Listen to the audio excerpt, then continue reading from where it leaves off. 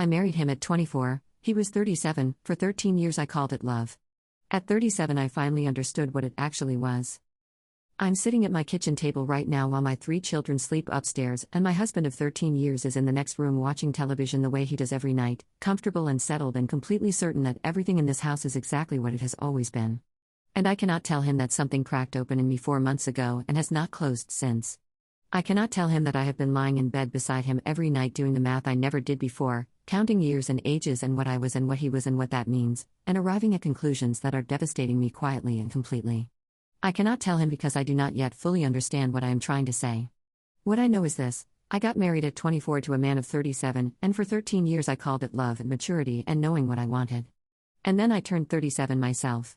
And the moment I stood at the age he was when he chose me, everything I had never questioned began to ask itself. His name is Robert. He is 50 now, and kind, and present, and by every measure that the world uses to evaluate these things he is a good husband and a good father. He remembers the children's appointments. He notices when I am overwhelmed and quietly absorbs the excess without being asked. He has never raised his voice at me in 13 years. He has never made me feel small in the ways that some men make women feel small. I want to be absolutely clear about that before I tell you what is happening inside me, because what is happening inside me is not about his cruelty. It is about something more difficult to name than cruelty. Something that does not have a villain and does not have a clear resolution, and that I am trying to think through honestly without the comfort of a simple story. The crack appeared on my birthday. My sister threw me a small gathering, close friends and family, the kind of low-key celebration that suits me better than anything elaborate. I was standing in her kitchen holding a glass of something sparkling and someone said, in the easy way of party conversation, that I had now reached the age Robert was when we got together. And everyone laughed lightly because it was meant lightly. And I laughed too. And then I went to the bathroom and stood in front of the mirror and looked at my own face and thought, he was this age. He was exactly this age when he met a 24-year-old and decided she was the one. I looked at my face for a long time. I am 37. I know things now that I did not know at 24. I know what I want in a way that is grounded rather than imagined. I know my own patterns and my own limits and the specific ways I am strong and the specific ways I am not. I look at 24-year-olds now and I see them with a clarity that is impossible to see yourself with when you are inside that age. I see the confidence that has not yet been tested. The certainty that has not yet been complicated. The readiness to commit to things that a more seasoned version of themselves might approach more carefully. And standing in my sister's bathroom I understood, for the first time, what Robert had seen when he looked at me at 24. And what it meant that he had chosen it. I drove home that night sitting very carefully with the thought, the way you sit carefully with something fragile that you are not yet sure how to hold. Robert was in the driveway when I pulled in, having gotten home before me, and he smiled when he saw me and said he hoped it had been a good evening. He looked exactly like what he was, a good man who loved his wife. And I smiled back and said it had been lovely, and we went inside and I keyed our children who were already in bed and I lay down beside him and I stared at the ceiling for a very long time. The thoughts did not stop after that night. They got louder. I started doing something in the weeks that followed that I had never done before. I started going back. Not through photographs or journals, but through my own memory, back to 24, back to the beginning, and I started looking at the early shape of things through the lens of who I am now rather than who I was then. We met at a work event. He was established, well-regarded, the kind of man in a room that younger people orient themselves toward without quite realizing they are doing it.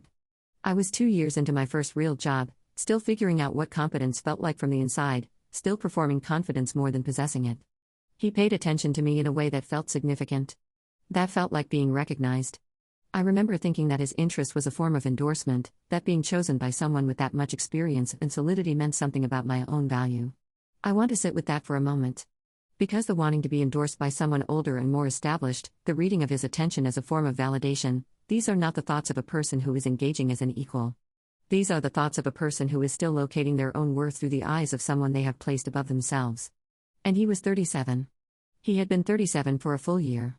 He would have understood the dynamic he was entering far better than I did. I am not saying he manipulated me. I want to be careful here because the honest version of this is not a simple one.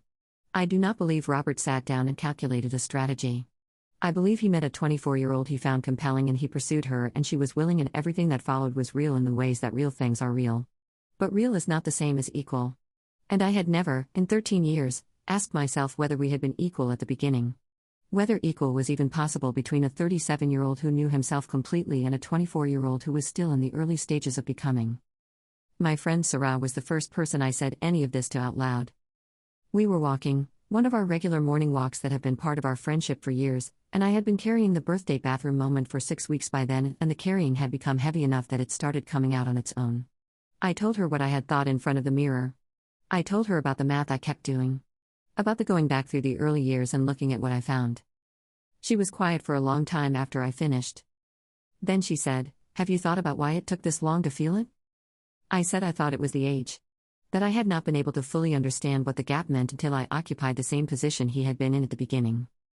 She said, "Or maybe you were always going to feel it when the kids got old enough that you started being yourself again instead of just a mother." I stopped walking. She was not wrong. The years between 26 and 35 had been dense with children and the specific immersion of early parenthood that takes your sense of individual self and puts it somewhere you cannot always access. My oldest was now 11. My youngest was 6. And somewhere in the last year, incrementally and without announcement, I had started existing again as a person rather than primarily as a function. And the person I was finding was 37 and knew things. And she was looking at the beginning of her marriage with new eyes. What she was seeing was not simple. There were things I had accepted in the early years of the marriage that I had filed under his greater experience and wisdom. Decisions about where we lived that had followed his preference more than mine. The early years of my career where I had unconsciously calibrated my ambition to fit around his established life rather than building my own alongside it. The social world we moved in that was primarily his social world, his friends, his contemporaries, people who were a decade ahead of me and who I had spent years trying to keep pace with rather than building a world of my own. None of these things had felt like control. That is the part I keep returning to. They had felt like love. They had felt like choosing him, which I had. And I had chosen freely and I had been happy and the happiness had been real. But I was 37 now and I was asking whether the freedom of that choosing had been complete. Whether a 24-year-old who read his attention as validation and his experience as authority was choosing with the full self-knowledge that choosing requires. Whether the woman I was now would have made the same choices. And the honest answer, the one I kept arriving at in the ceiling staring hours, was that I did not know. And not knowing was its own form of devastation. I had not told Robert any of this. I was 3 months into the not telling when something happened that made the silence harder to maintain. Our oldest, Mia, who is 11, said something at dinner that stopped the table.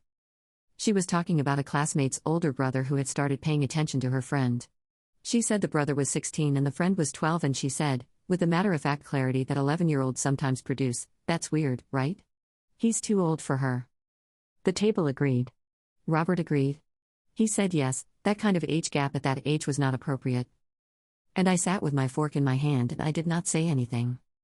Because I was looking at my 11-year-old daughter and I was doing the math again, not the old math but a new one, the one that asked, what will she be at 24? What will she know about herself? What will she be still figuring out? And if a man of 37 looked at her at that age and decided she was the one, what would I feel? I knew what I would feel. I felt it sitting at that table. It moved through me with a specificity and a force that I had not been prepared for, and I put my fork down carefully and I looked at my plate and I breathed. Robert looked at me across the table. "You okay?" "Fine," I said. "Just tired." He nodded and went back to the conversation and I watched him, this good man who loved us, and I understood that the question I was carrying was not going to get quieter. It was going to get louder. And at some point the loudness was going to require something from me that I was not yet ready to give. I just did not know yet what that something was. Or what it was going to cost. I told him on a Saturday morning in March. Not all of it. Not the full architecture of 4 months of ceiling staring and going back through the early years and the moment at the dinner table when Mia said "That's weird, right?" and I could not finish my food.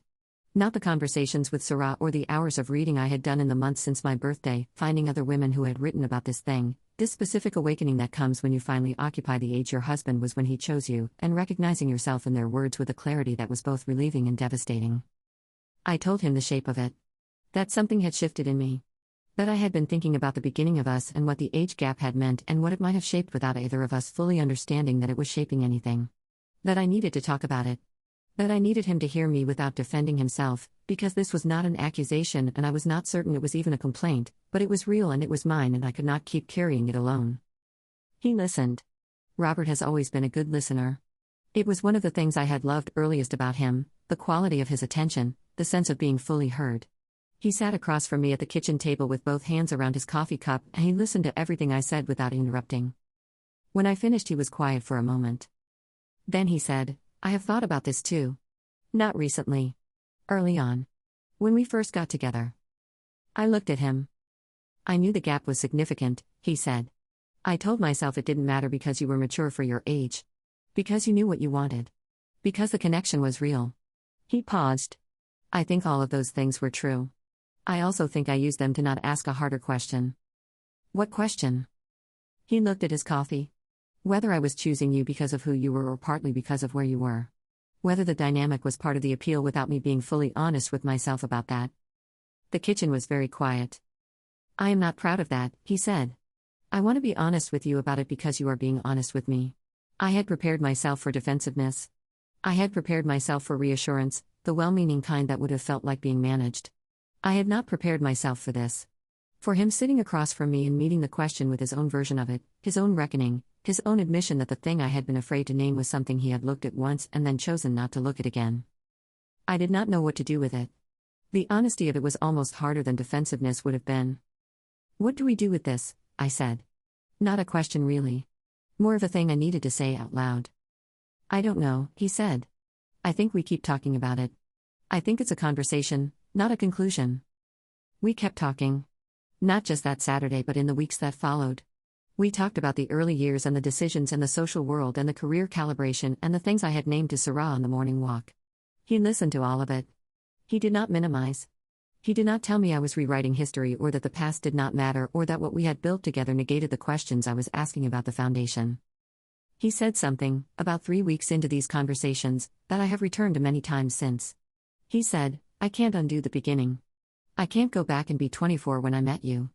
What I can do is be here now, with you as you actually are, and make sure that what comes next is built differently. I asked what differently meant. He said it meant my choices first. My career, my friendships, my version of what our life looked like, given equal weight rather than fitted around the life he had already built. He said he understood that some of what had shaped the early years had been structural, his established world pulling harder than my forming one, and that he could not claim it had been entirely unconscious on his part even if it had not been deliberate. He said he was sorry. Not for choosing me. For not asking the harder question when it mattered most. I cried. I had not cried through any of the previous conversations, had kept myself in the measured register of someone working through a complex thing rather than feeling it. But the apology landed somewhere that the analysis had not reached, and I cried in the kitchen in a way that was not about resolution. It was about grief. The specific grief of understanding something true about the beginning of your own story that you cannot change and cannot unknow. Robert got up and came around the table and held me. And I let him hold me. And the holding was complicated in the way that all of it was complicated, real and true, and also sitting inside a question that had not been fully answered. The conversations changed things. Not catastrophically. Not in the way that I had feared in the months of not telling him, the fear that the telling would shatter something irreparably. But in ways that were real and ongoing, and that required both of us to be more honest than we had needed to be for a long time. I went back to work. Not in a dramatic symbolic gesture, but because I had been considering it for years and the conversations had made clear, to both of us, that the considering had been waiting for permission that I had not understood I was waiting for. I took a part-time consultancy role in my original field, which I had left when the children were small and had not fully returned to. It was smaller than what I might have built if I had not calibrated myself around Robert's life in those early years. I sat with that smallness honestly rather than explaining it away. Sarah said to me once, about 2 months after the Saturday kitchen conversation, that she was proud of me for saying the thing out loud. I asked her why it required pride rather than just being a normal act of honesty between spouses. She said, because you had 13 years of evidence that things were fine. Most people stay inside the fine. I had stayed inside the fine. For 13 years I had stayed inside it because the fine was real. The love was real. The family we had built was real. None of the questions I was asking now changed the reality of what the years had contained. They only added a layer of understanding that the years had not included.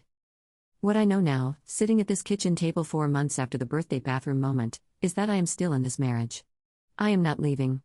That is not where this is going, and it would be dishonest to frame it as though it were. What I am doing is something harder and less dramatic than leaving. I am staying and asking the questions that should perhaps have been asked at the beginning, and asking them now because now is when I am able to, and living inside a marriage that has had to expand to contain the version of me that the questions have produced. Robert is in the next room. He is 50. I am 37. The gap has not changed and will not change and is written into the structure of us permanently.